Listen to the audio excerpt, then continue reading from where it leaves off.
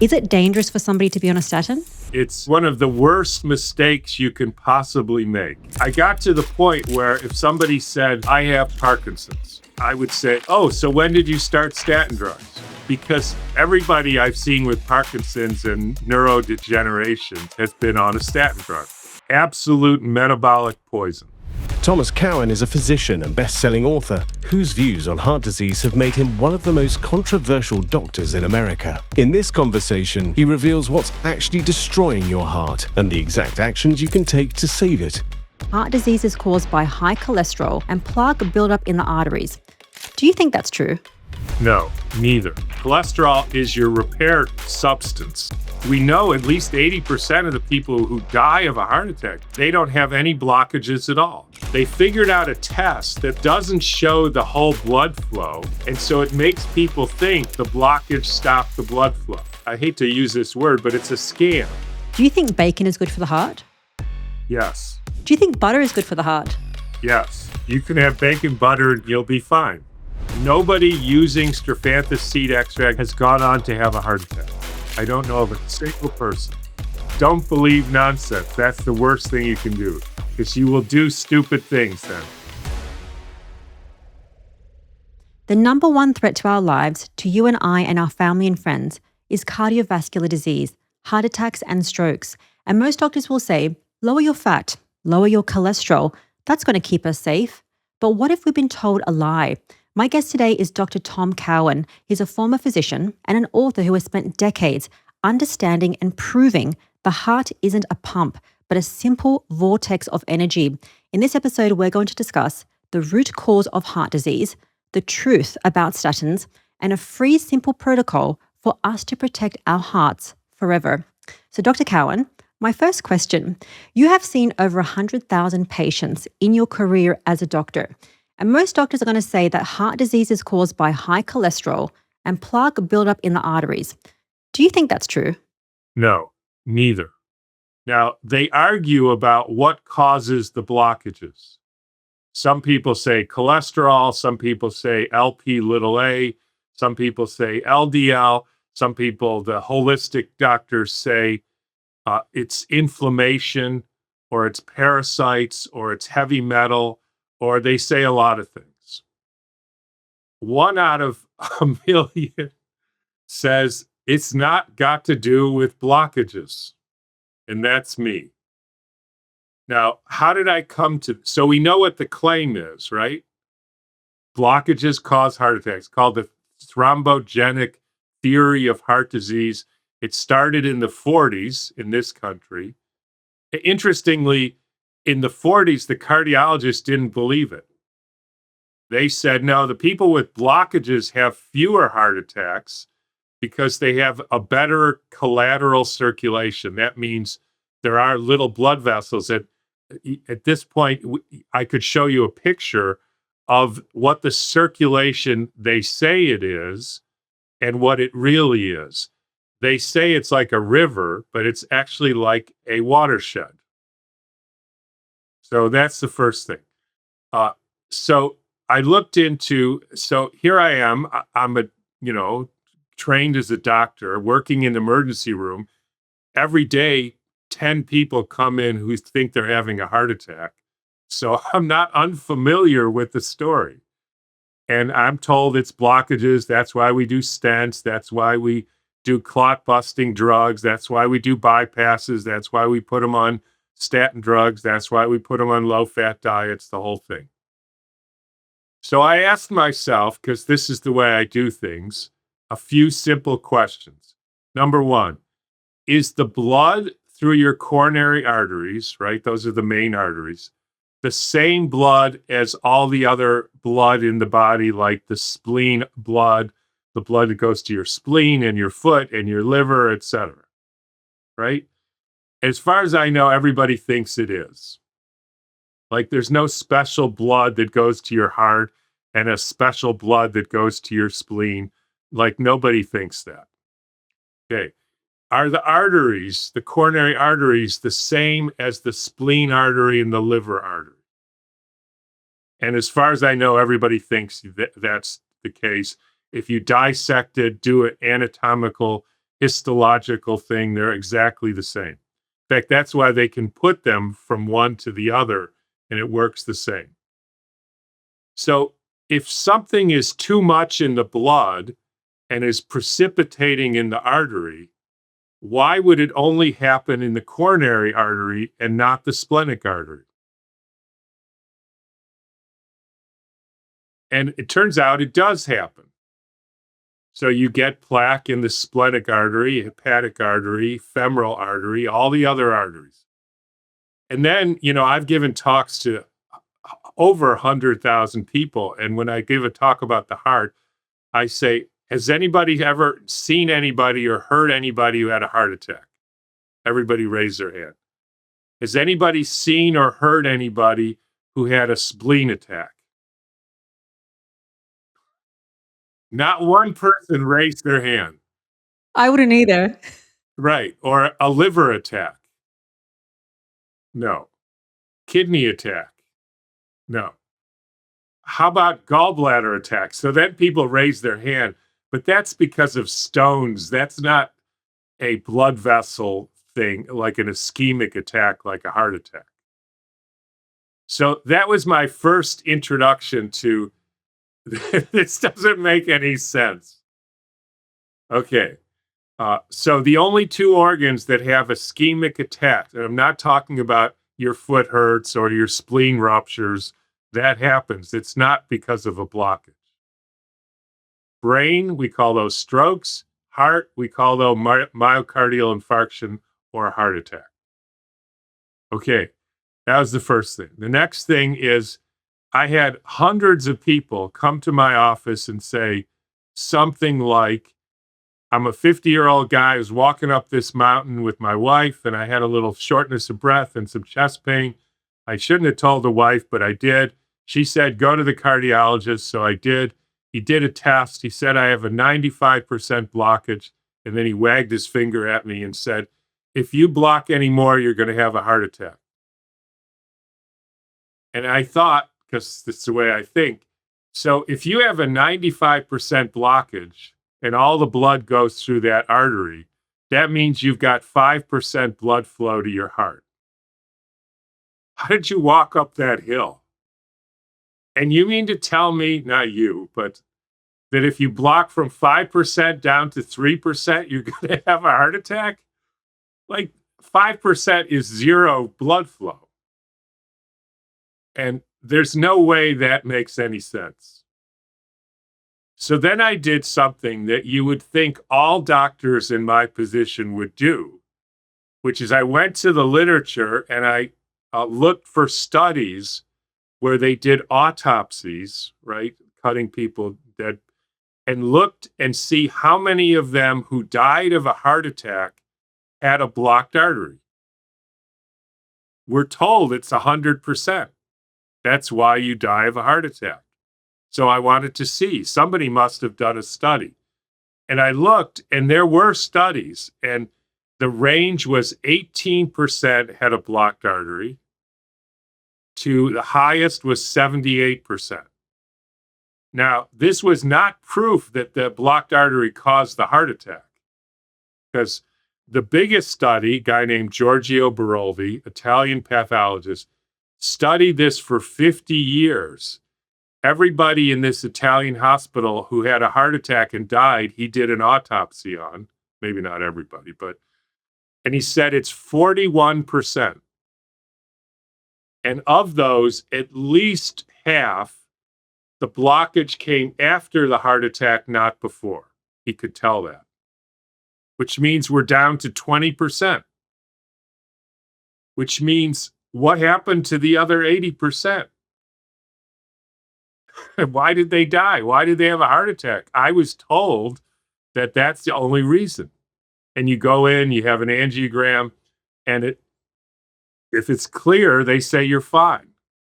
But we know at least 80% of the people who die of a heart attack, that's like the worst.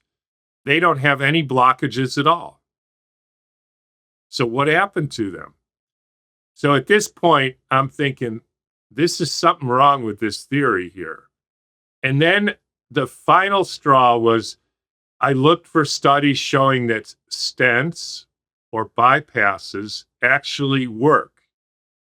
They prolong life, prevent further heart attacks. The answer is clearly no. In fact, in the United States, you're not allowed to tell somebody, we're going to do a bypass. That means you put a new artery or vein around the blockage. You're not allowed to tell somebody you will live longer or you will not have another heart attack. You can tell them you'll have less chest pain. Okay, so then in 2018, in The Lancet, they did the first ever blinded study of people who had chest pain and had a single vessel blockage. Half of them, they put a stent in to unblock it. The other half, they did the catheter, told them they put a stent, but didn't, and said, you're fine now. 8 weeks later, they had the same amount of chest pain. Meaning, and the New York Times, so we know it's true, right? Everything in the New York Times is true. Runs the front page headlines, stents proven useless. No improvement in longevity, no prevention of further heart attacks. And when you actually tell people, I put a stent in, you didn't see it, don't worry about it. It's the same as putting a stent in. This is $50 billion a year procedure. And the actual facts are there's no evidence that it does anything. At that point, I'm done with the stenosis theory.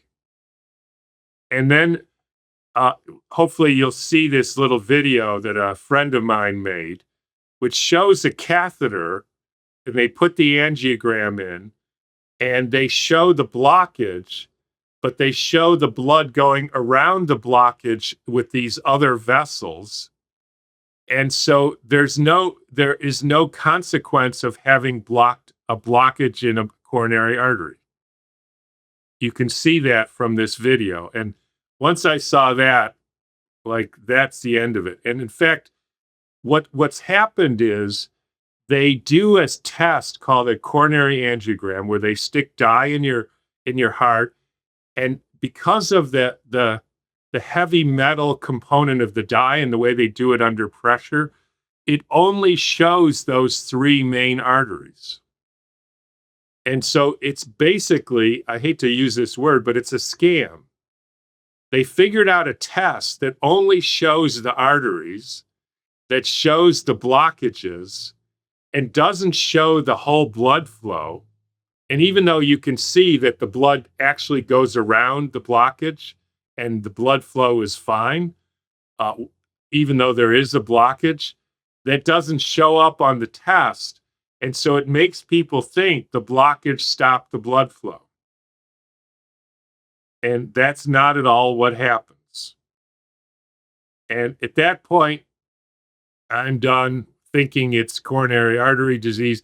And again, like the guy with the adoption, I didn't necessarily know what caused heart attacks, but I knew it wasn't blockages. I knew, therefore, this whole thing with cholesterol and LDL and LP little a and inflammation of the vessels and plaque, it's just nonsense. In fact, I then started asking myself the question, why would a body make plaque in a vessel? And I like to ask people who I'm talking to about this. Let's say you have a vessel, and what happens is the water in the vessel makes a gel and protects the lining of the vessel. It's brilliant, actually. Let's say you don't do what you need to make a healthy protective lining of the vessel, inside lining. And so the vessel is at risk of bursting, which would be a catastrophic event. What would you do? I would put like a Band-Aid on top, the same way that if we have a wound, you put a Band-Aid, which I'm assuming is at the cholesterol deposits and then the plaque. Exactly. except because you don't have a Band-Aid, right? So you can't go in and put a Band-Aid in, but you can put cement in the inside so it doesn't burst. That's a brilliant strategy. Now, you could say, yeah, but Tom, it narrows the blood flow, right? So that has a cost. And I would say, I know, but if you give me a choice between bursting the blood vessel and a little bit restricted flow, I take the restricted flow. And I worry about the flow later. Maybe he'll do something to help, stop to get the lining healthier, but at least I'm not dead. So the plaque is the therapy for a person who doesn't do what they need to protect their vessels. It's not a disease. It's the therapy. Now, as Dr. Cowan mentions, heart disease is not caused by cholesterol, but an energy imbalance in the body. And we're going to talk about the exact protocol that you need to do to actually prevent heart disease. And that includes changing what you eat. Now, the easiest thing that you can do right now is to simply drop your carbohydrates, because that's going to drop your insulin and help you prevent disease. Now, as you do this, you might experience some side effects like headache, nausea, and fatigue. Now, all this is very normal, especially at the beginning. But what you can do is focus on your salt. So I want you to salt your meals and salt your water with high quality salt. However, if you still feel these side effects, you might want to consider adding in an electrolyte, one that has sodium, potassium, and magnesium, because it's so important for how your brain functions and also for your body. And that's why I'm super excited to have Element as a sponsor of today's episode. Now, I like to use a high quality supplement like Element because it has a science-backed mix of sodium, potassium, and magnesium without anything artificial, and there's no preservatives. Now, I personally use the raw unflavored option every morning in my coffee, and I also put it in my water during the day. And Element has just launched their 12-ounce sparkling water featuring 4 awesome flavors: orange salt, pineapple salt, lemonade salt, and black cherry salt.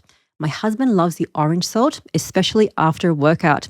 And right now, Element is offering my viewers this free sample pack on every order. So you're going to get 8 single servings of Element to try for free. So if you want this, just head to drinkelement.com/The Primal Podcast.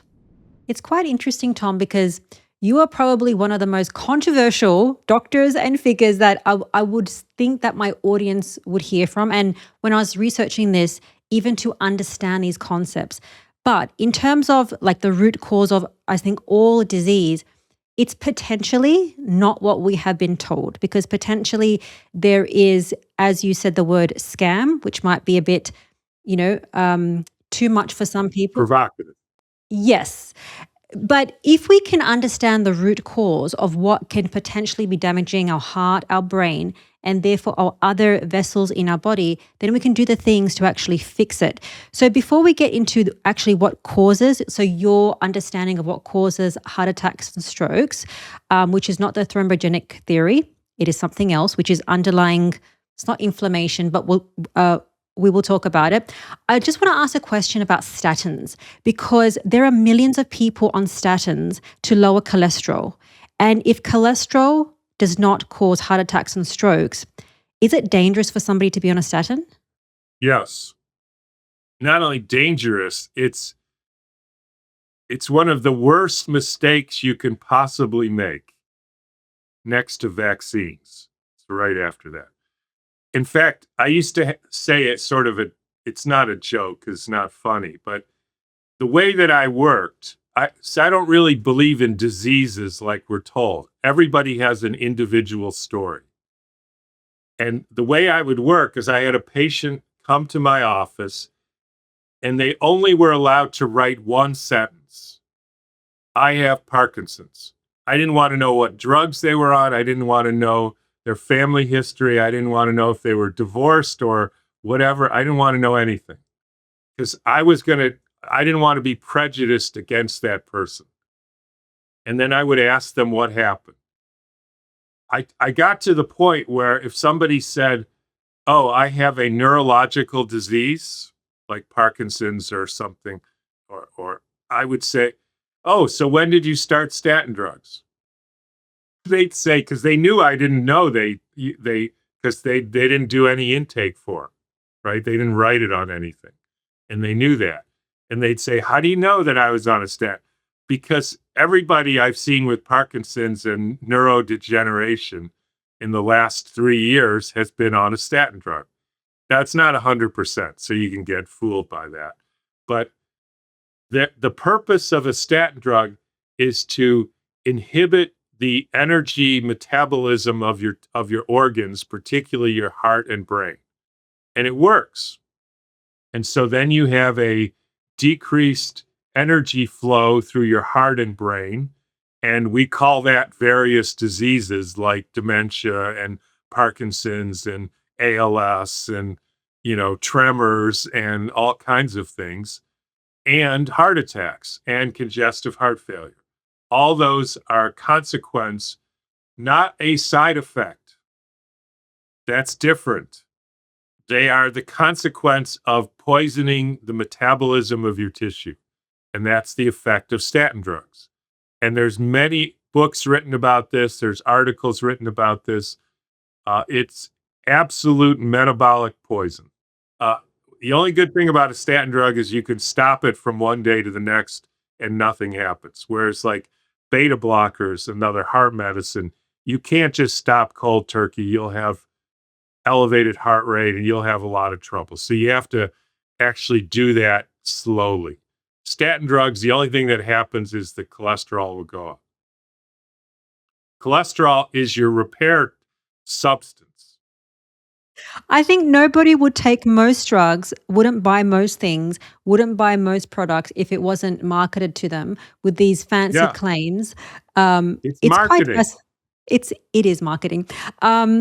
That word again, scam. Let's talk about something that's not a scam, which is potentially what is actually happening in the body to cause potentially a heart attack, which is what you discuss. You discuss an energy imbalance which occurs in your body. Can you discuss that in simple terms so people can say, okay, it's not cholesterol, it's not plaque buildup, it's this.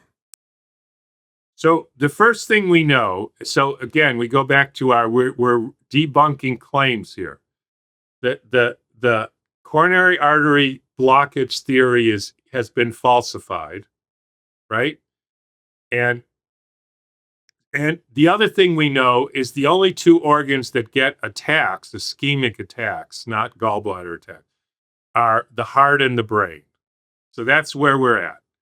Now, so the next thing I would say is, and I've asked so many doctors this, are we electric beings or even electromagnetic beings?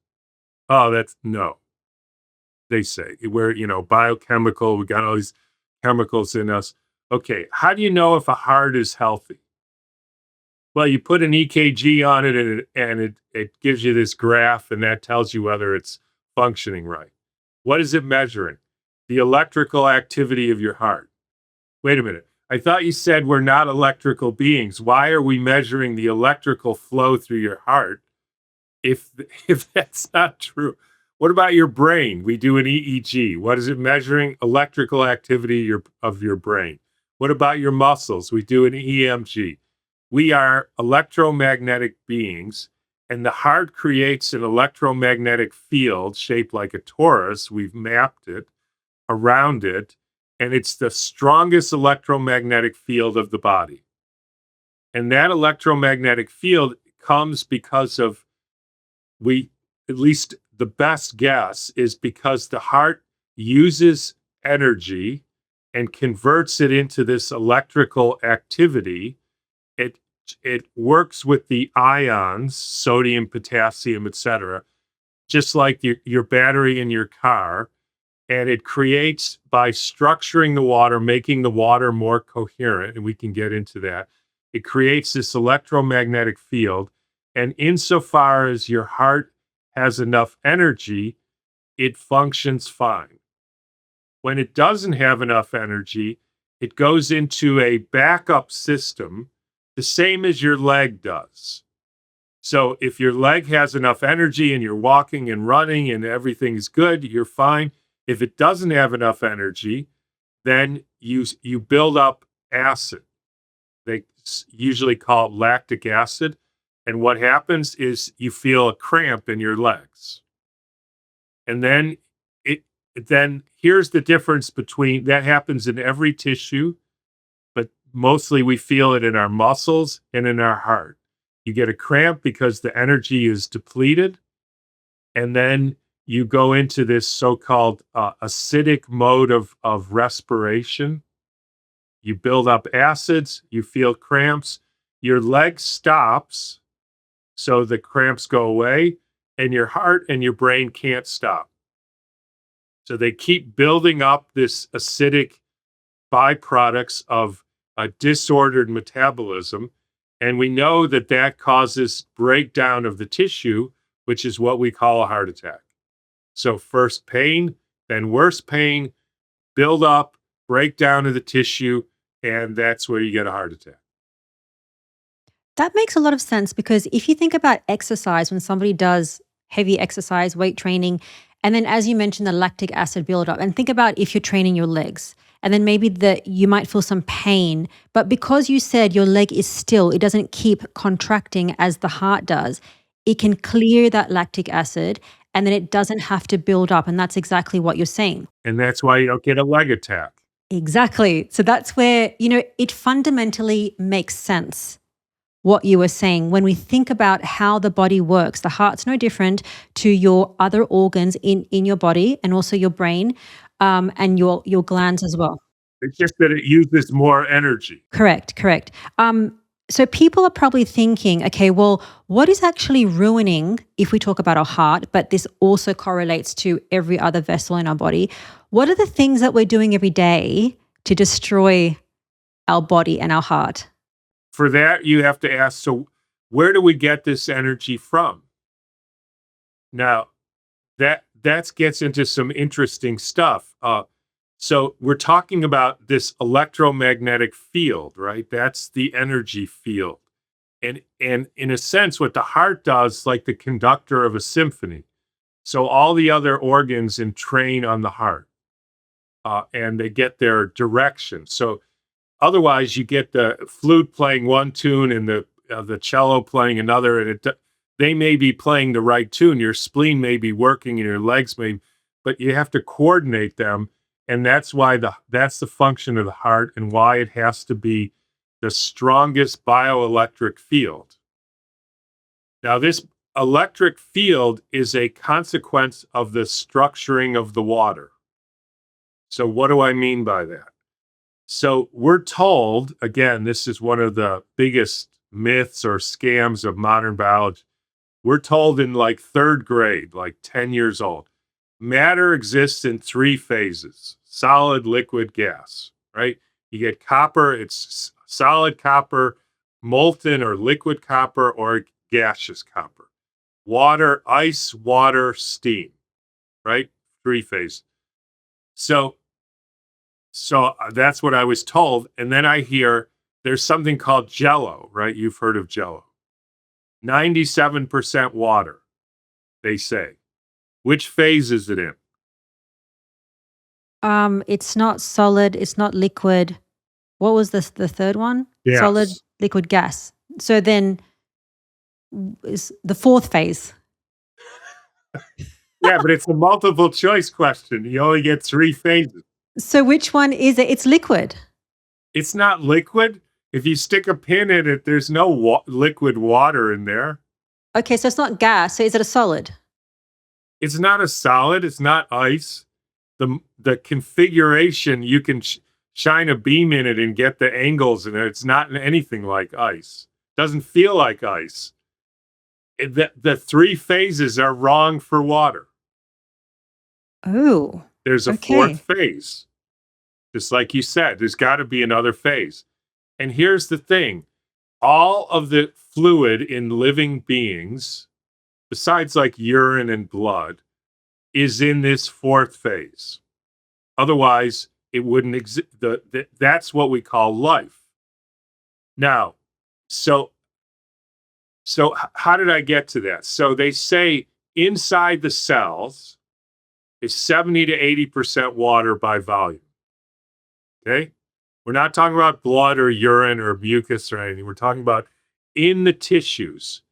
So I'm an ER doctor. I was, I see people stabbed and shot and bayoneted and all that into their organs. You know how many times I saw water squirting out of their body? Zero? It's Zero. blood. Blood, but we're told that the organ, like your liver or your muscle, is made of 70 to 80% water. There's no water. You can cut a muscle in half or any way you want, or a liver, you'll never see water squirting out. So where is it? Just like if you stick a pin in Jell-O, what squirts out? Nothing.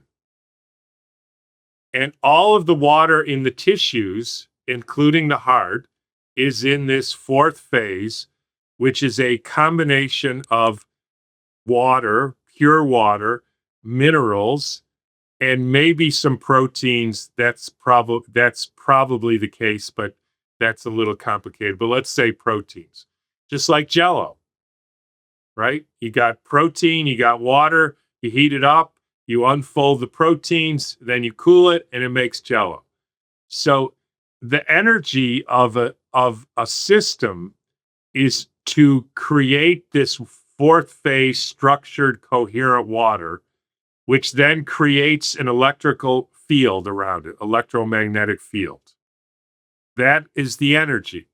So anything you do to inhibit the formation of this gel will lower the energy of the tissue. So let me give you an example so you'll see exactly what the problem is. So it turns out that all the gels are negatively electrically charged.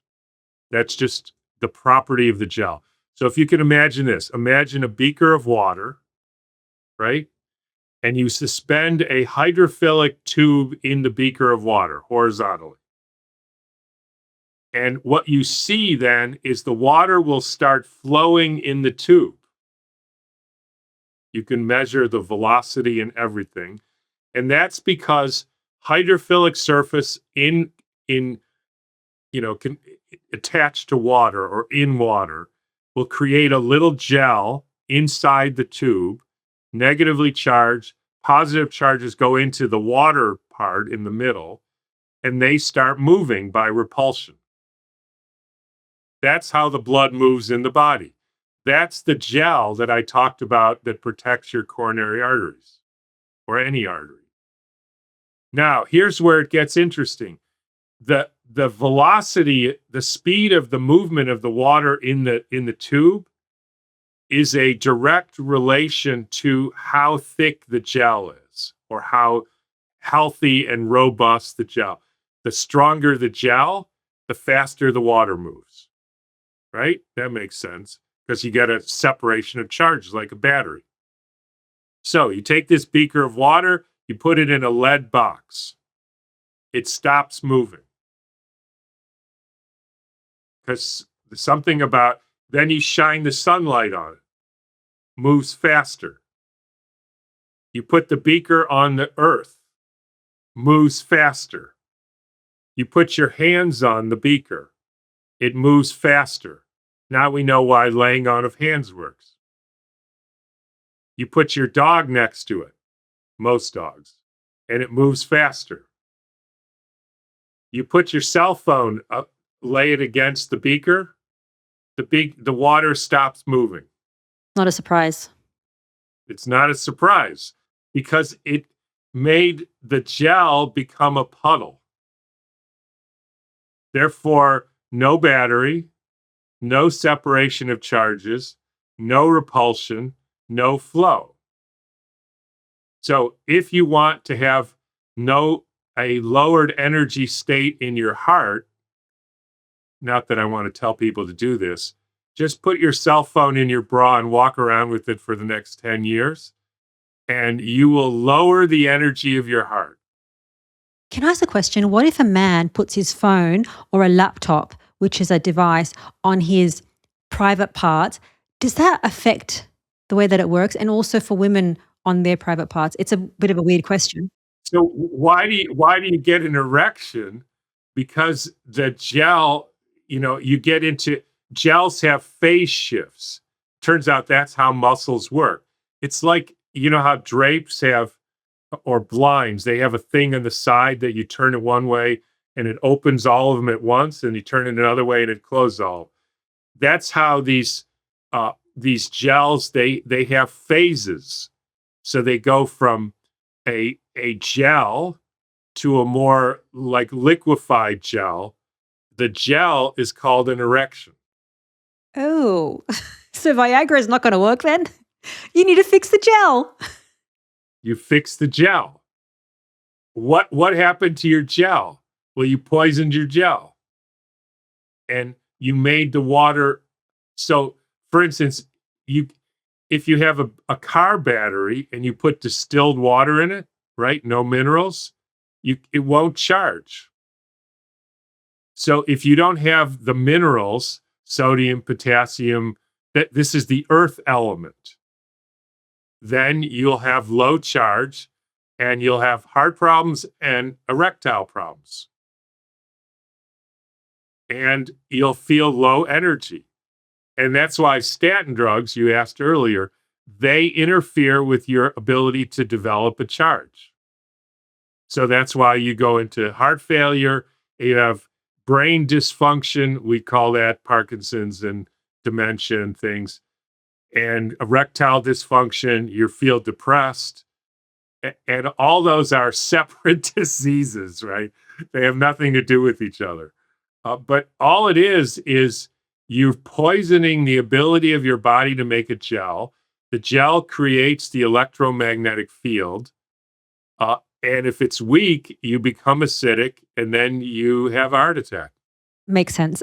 So we mentioned the concept of structured water, which is the fourth phase of water, which Gerald Pollack discusses, which is an inner layer in your cells, and it moves the blood across, and that's how the body works, based on energy and frequencies. So then it makes sense that if you have a heart attack or stroke or any disease or anything that's happening in the body, it's an energy imbalance from things like you said, put your phone next to you. You got an energy imbalance. The water stops moving. Put a laptop on your hips. Gosh, I've done that before. You have an energy imbalance. If you're not in the sun, if you're not moving, if you're not around people, if you don't have pets and dogs, that's always great.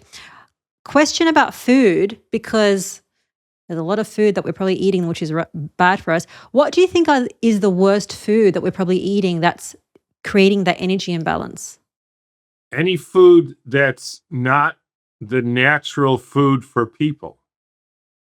Like all species have their natural food. Like you don't feed cats brown rice and tomatoes because they're carnivores. At least I don't. Humans have a particular diet, and we know this because the healthiest humans all ate the same diet, basically, which is, fatty animal foods and locally grown plants that were processed in certain ways, like sauerkraut and sourdough bread and things like that. So it's very simple diet that the whole calorie, carbohydrate, all that you don't need to worry about. But to make it really simple, people often say to me, "So Tom, you mean I should read the ingredients?" And I say no, because if it has ingredients, don't eat it. Ain't that the truth? You don't need to know. You don't have to say that's a carrot. Doesn't have to. I mean, it may tell you it's a carrot in the bin, but that you grow a carrot. I grow my own food. You grow apples. You grow carrots. You have your friend raise sheep and eggs and chickens, and you have to feed the animal according to how the animal needs to be healthiest. That means you feed cows grass and pigs forage in the woods and chickens eat chicken stuff and scraps and etc. It's very simple. As long as you do that and follow the rules of traditional eating, you don't need to make it more complicated than that. And if you eat processed food and sugar and oils that is never part of a human diet, you will lower your ability to generate energy. That's like, those are poison. And then you will end up with health problems. Okay, few questions for you. I want to run by some common foods that people might think, oh, this is bad for the heart or the body, this is good for the heart or body. And let's just give a yes or no. Is it good or bad? Do you think bacon is good for the heart? Yes. Me too. Do you think butter is good for the heart? Yes. Can I just mention something there? There's a guy, a cardiologist who actually went to the same high school as I did, named Joel Cowan. He did an interview, which I thought was fascinating. He's a vegan cardiologist. He starts out by saying, it, absolutely proven that there was almost no heart disease in the United States in 1920. Nobody had heart attacks. No, there was no cardiologist. There's none of that stuff. In fact, they invented the EKG machine and then they tried to sell it to the Harvard faculty and they said, there's no use for this. There's no heart disease. You know how many vegans there were in 1920 in the United States? 1 or 0? 1 or 0, or I like to say none by choice. And if there's vegans watching this, I probably don't think they'll watch this because we like to eat meat. So this guy is saying, he starts by saying, we know that people then didn't have heart attacks. That's number one. Second, we know none of them ate the way I'm about to tell you to eat to not have a heart attack. And you watch that and you say, wait a minute. Why don't we eat what they eat? Their health foods were bacon, butter, and cream. So you're saying I can have bacon, butter, and cream and protect my heart? Well, you can have bacon, butter, and cream and you'll be fine. But it should be raw cream and raw butter or ghee. Ghee is better. Ghee, you can do that with butter and it's still okay. But milk should not be eaten pasteurized. It kills it. Now, as Dr. Cowan mentions, heart disease and heart attacks doesn't come from high cholesterol, doesn't come from plaque buildup in your arteries. It comes from pollutants that we're putting in our body. And we know to fix our diet, focus on real foods and unprocessed foods. But what about the everyday products that we use on our body? Go have a look at your soap, your body wash, your shampoo, and your toothpaste. These products contain chemicals, things like fluoride, phthalates, and parabens. Now, these chemicals don't just sit on your skin. They can actually go into your bloodstream, disrupt your hormones, and cause metabolic disease. And that's why we created the Primal Tallow Balms, soaps, and our new shampoo bars.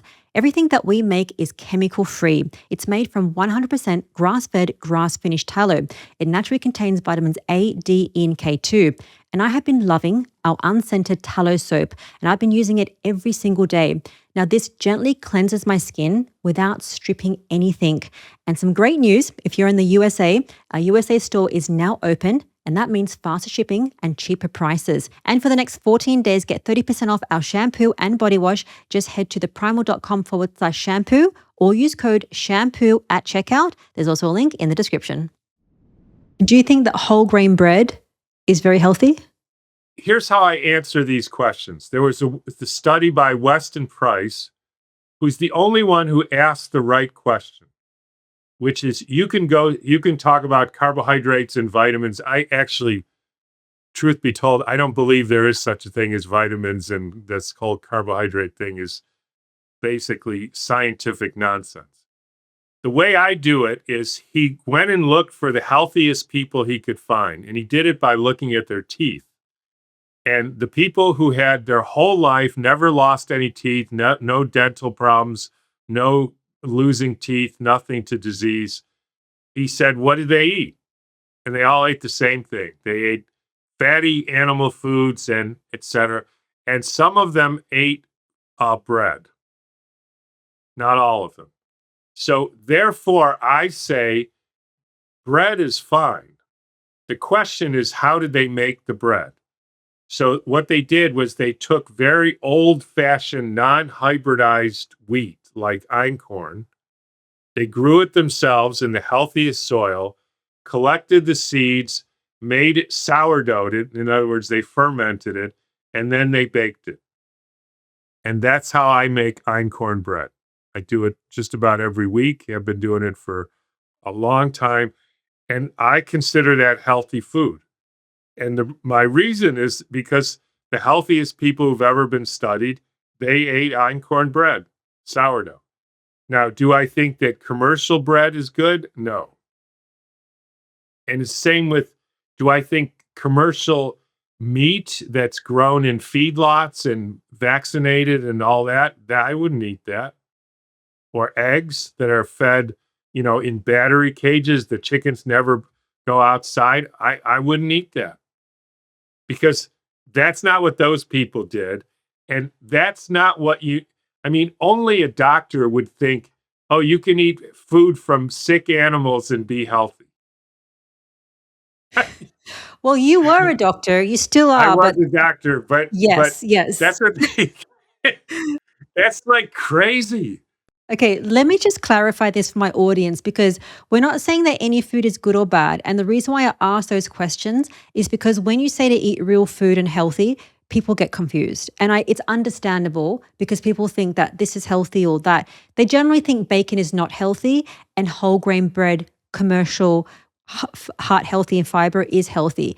And this is where having that distinction of eat something that doesn't have ingredients on the label and eat it in its natural form. And just to clarify, when you say sourdough, if you make it at home and you make it from proper wheat, why not? But I would say that 9.9 people out of 10 don't. And also, if people can just afford, because some people can't buy grass-fed, panda, massaged organic meat. Typically, if we eat like, a carnivore diet, this is what I've seen in terms of the people I've spoken to and doctors and experts, you are better doing that. Eat what you can afford as opposed to eating garbage and sugar and carbs. Can we move on to the next tenet in terms of what people or doctors get wrong in modern cardiology? So this whole time we've spoken about the root cause of what could potentially be happening in the body and the heart when somebody has an imbalance. So it's an energy imbalance coming from doing crappy things in our environment and not living in this natural way. There's a second tenet which is very fascinating, which you wrote a book about. The heart is not a pump, because we think of the heart as a pump, that it pushes blood through the whole body. So if the heart is not a pump, because that's what doctors tell us, what's happening? I'll get into that. I just want to make just one comment here, because it turns out, just to finish the heart disease, it turns out there has been a like God gave us the plants and the ways of healing every possible issue. And there is a plant called Strophanthus, mostly grows in Africa, which makes a seed which gets rid of the acid buildup in the heart. It's remarkable, actually. And so it's been used for 100 years. It was almost forgotten to prevent heart attacks. And even when people seem to be having a heart attack, if you get rid of the acid buildup, the whole thing is over. What's it called again? What's the name? It's called Strophanthus seeds. And I've spent the last 20 years pioneering so that this amazing, it's, the natives called it the gift from paradise. And I've done talks and everything. They now show that it helps with cancer and neurodegeneration and so-called infections, which is a whole nother story. But it mostly is used to prevent heart attacks, prevent strokes, and even stop a heart attack happening. It's called Strophanthus seed extracts. They're a little hard to get, which is why our business has essentially kept this medicine alive. There's people in Europe who are also doing that, but it's been one of the main missions, and I've treated thousands of people with Strophanthus seed extract. And at this point, I can actually say nobody using Strophanthus seed extract, no matter how many times they've had stents or bypasses or has gone on to have a heart attack. I don't know of a single person. Do you think that would also work for other conditions if it also removes the lactic acid buildup? Yes, I've done webinars on it has a so-called active ingredient called wabaine, but you have to have the whole seed as an extract. That's the only way it really works. But they talk about it as a treatment for cancer. They talk about it as a treatment for Alzheimer's and dementia, for Parkinson's, for, sickness like so-called infections, etc. There's all kind of research on this. So it is a primary way of helping the body form healthy gels. It's like this gift that was given to humanity. That's why they call it the gift from paradise, to help us maintain our healthy gels when we we forget to be in the sun, we forget to ground to the earth, we forget to have good relations, we think stupid thoughts, we eat bad food, we don't eat minerals, on and on and on. Makes sense. Okay, now we get to the pump. Okay. So again, we start with what is the claim? We all know this. I was taught it. The heart is a 1.1 approximately pound organ divided into chambers. The chambers are made of muscle, and the muscle contracts, and that pushes the blood around the body. So the reason it's important I don't so much talk about pumps anymore because there's lots of different kind of pumps. But we're talking about a pressure propulsion device. In other words, the reason for the movement of the blood is the ventricle contracts, that pushes the blood around the body. Right? That's what we're told. So, again, same with the heart thing. I started looking into it. First thing I found, 1.1 pound organ, 10,000 plus miles of blood vessels. Most of them are about the same internal diameter as the stuff in the blood vessel, like a red blood cell. So you mean to say this 1 pound organ generates enough propulsion pressure to push this sticky fluid all the way around to the body? And I thought, I don't know. But it gets worse because halfway it stops. So interestingly, when the blood comes into the heart through the vena cava, it's moving the fastest, and then it exits the heart through the aortic arch, and it's moving the same speed as it came into the heart.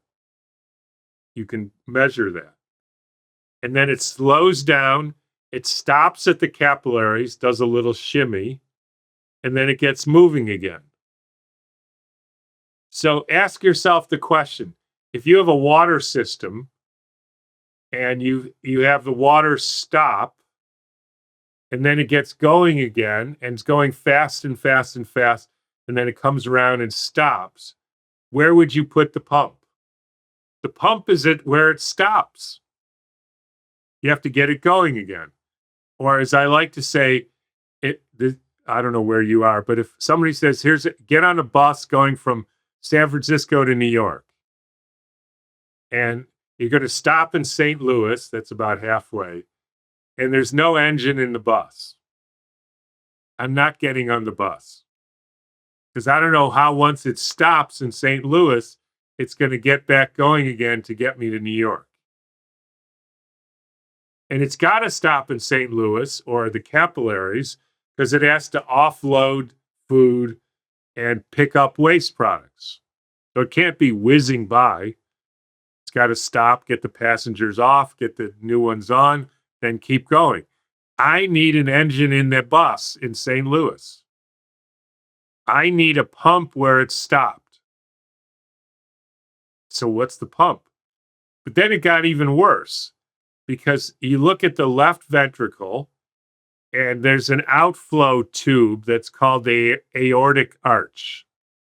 It's shaped like an arch. That's why they call it the aortic, right? Now imagine you have a spigot on your house and you put a garden hose shaped like an arch. Okay? And you turn the spigot off so no water is going through. And the garden hose can move because it's a garden hose. and then you turn it on full blast because you have to pump to St. Louis, what's going to happen to the arch? It'll straighten. Yeah. So I used to work in a cardiac cath lab where they put the dye in, they watch the dye. The dye comes out of the heart. When it contracts, the aortic arch bends in. Which is the opposite to what it's meant to do. Right. So I asked the cardiologist, how come it bends in? Because it's supposed to go like that. He said, well, that's because the way it does. I said, I know that's the way it does. Is that scientific? That's scientific. That's just the way it happens. Like cholesterol, but that's just what happens, you know? That's what happens. So that told me it has to be a suction.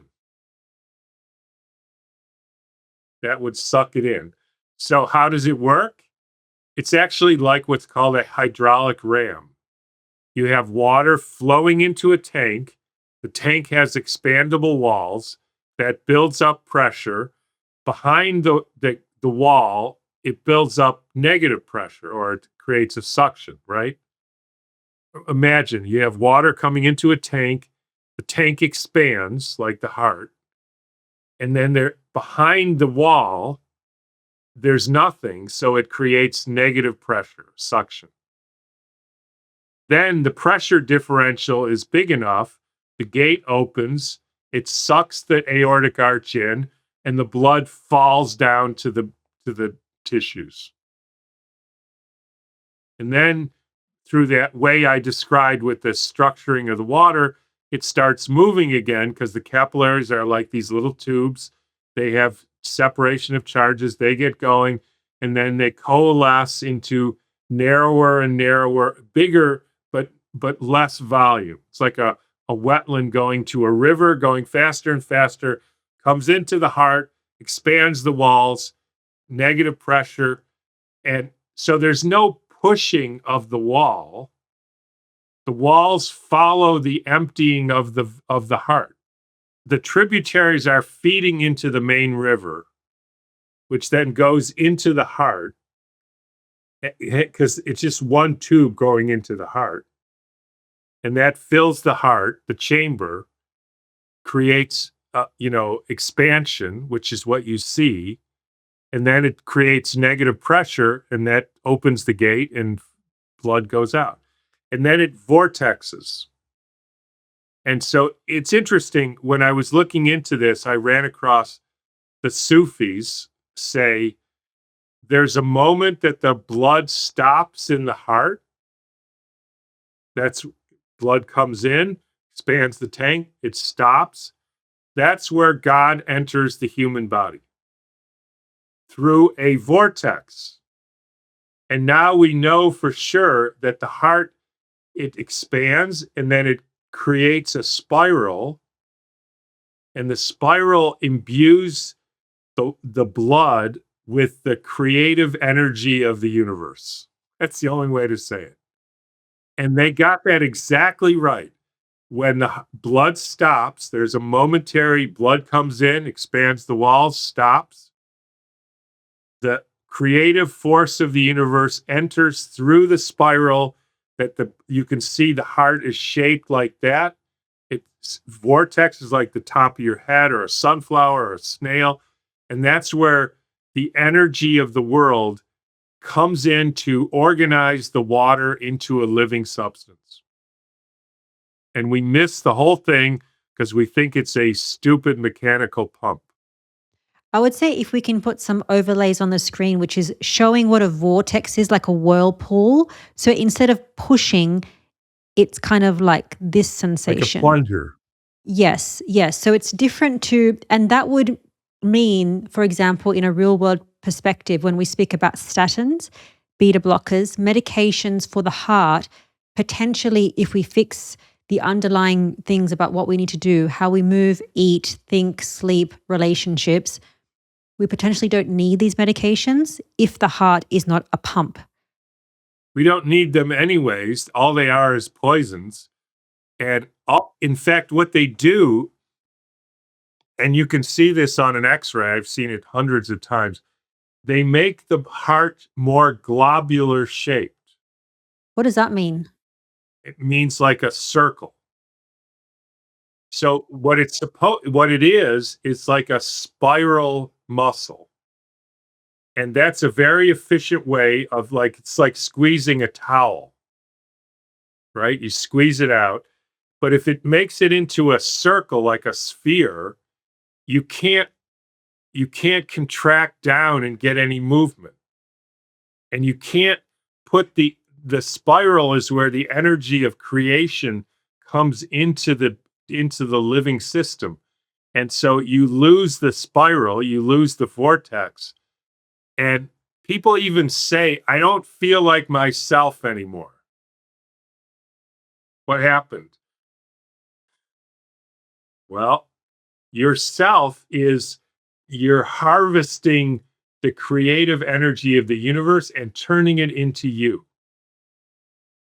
And if your heart is a globe, is like a circle, sphere, it can't do that. And that's what we see with congestive heart failure. That's what we see with sick hearts. So you give somebody beta blockers, statins, the heart gets more globular, it can't make the spiral, and it's just a downhill road. So let's change our lifestyle, which we'll wrap up with now, and potentially get off medications if possible while speaking with the doctor as well. Don't just take yourself off medications without consulting with a doctor. So we spoke about what to eat, which is eat real food, no ingredients, no label. That makes sense. And you also like your sourdough bread. I have people that like their sourdough bread. I don't eat it, but if you can make it from good wheat and a good process, why not have it? Minerals, electrolytes, so sodium, so salt, potassium, magnesium. How much do we need and where do we get it from?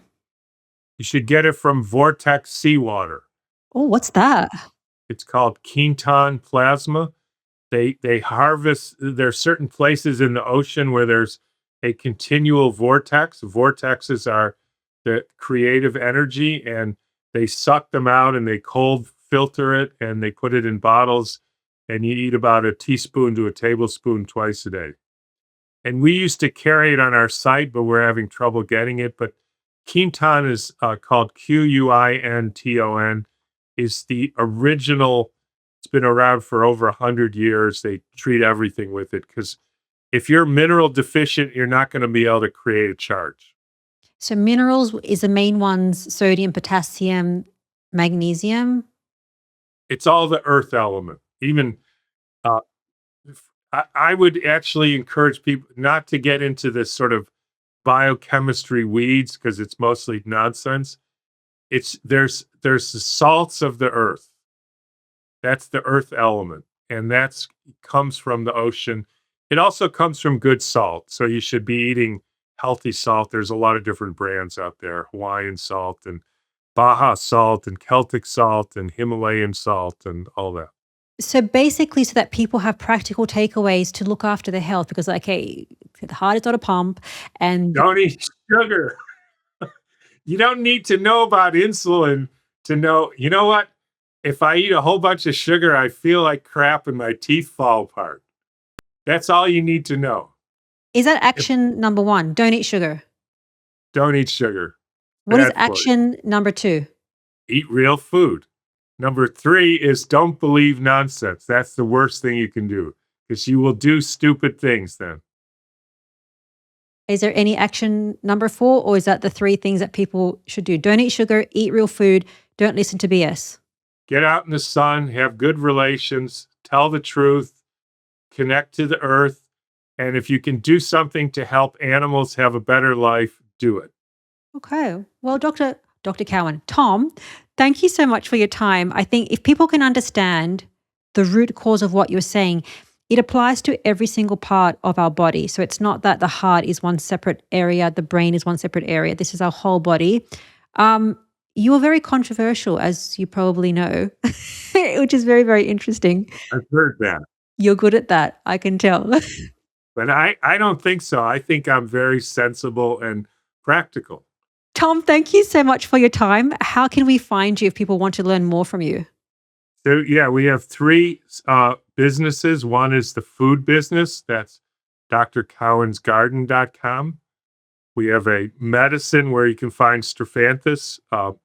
That's drtomcowan.com. And we also started an online clinic where we have 6 doctors who I hate to say this, but they think sort of like I do. Well, that's good. It's not controversial, it's just sensible. They're sensible. That's the newbiologyclinic.com. Beautiful. I'll leave all the links in the show notes. Tom, thank you so much for your time. Okay, good to talk to you. If you love this episode, check out this one by Dr. Philip Ovadia. It is all about the truth about cholesterol and heart disease, and he's a carnivore heart surgeon. Check out this episode, and I'll see you next week.